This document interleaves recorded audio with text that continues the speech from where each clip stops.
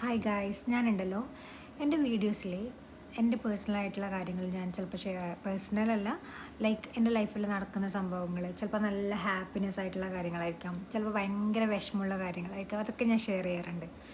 ഞാനുണ്ടല്ലോ ഇപ്പം ചില സ്റ്റോറീസൊക്കെ ഇടുമ്പം ഇപ്പം ഞാൻ പുറത്ത് പോയി ഫുഡ് കഴിക്കണത്, ചില്ല് ചെയ്യണത്, അല്ലെങ്കിൽ കറങ്ങാൻ പോണ വീഡിയോസൊക്കെ ഇടുന്ന സമയത്ത് കുറേ പേര് എന്നോട് പറയും, ഓ ലൈഫാണ്, സെറ്റാണ്, അടിപൊളിയാണ്, ദുബായിലൊക്കെ വന്ന് നീ അടിച്ചു പൊളിക്കുകയാണ് എന്നൊക്കെ ഉള്ളത്.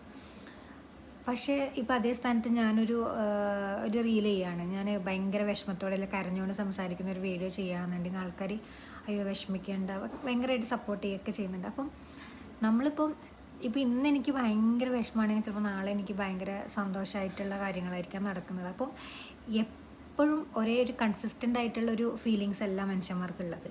അപ്പോൾ ഈ ആൾക്കാർ നമ്മളൊരു ദിവസം പുറത്ത് പോയി ഫുഡ് കഴിക്കുമ്പോഴും അല്ലെങ്കിൽ പുറത്തൊന്ന് കറങ്ങാൻ പോകുമ്പോഴത്തേക്കും പറയും നിൻ്റെ ലൈഫ് സെറ്റാണ്, അടിപൊളിയാണ്, കിടുവാണെന്നൊക്കെ ജഡ്ജ് ചെയ്യാൻ പറ്റില്ലല്ലോ. അപ്പം എല്ലാ ആൾക്കാർക്കും ഇങ്ങനെ, എൻ്റെത് മാത്രമല്ല, എല്ലാ മനുഷ്യന്മാരുടെ കാര്യം ഇങ്ങനെ തന്നെയാണ്. ഇപ്പം ഒരു ദിവസം സന്തോഷമാണെങ്കിൽ മറ്റേ ദിവസം സങ്കടമായിരിക്കും.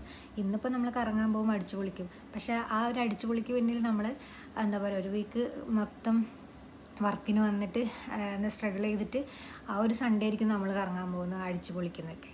അപ്പം നമ്മൾ ആ ഒരു സ്റ്റോറി മാത്രം കണ്ടിട്ട് നമ്മളെ ജഡ്ജ് ചെയ്യാൻ പറ്റില്ല നമ്മുടെ ലൈഫ് എങ്ങനെയാണെന്നുള്ളത്.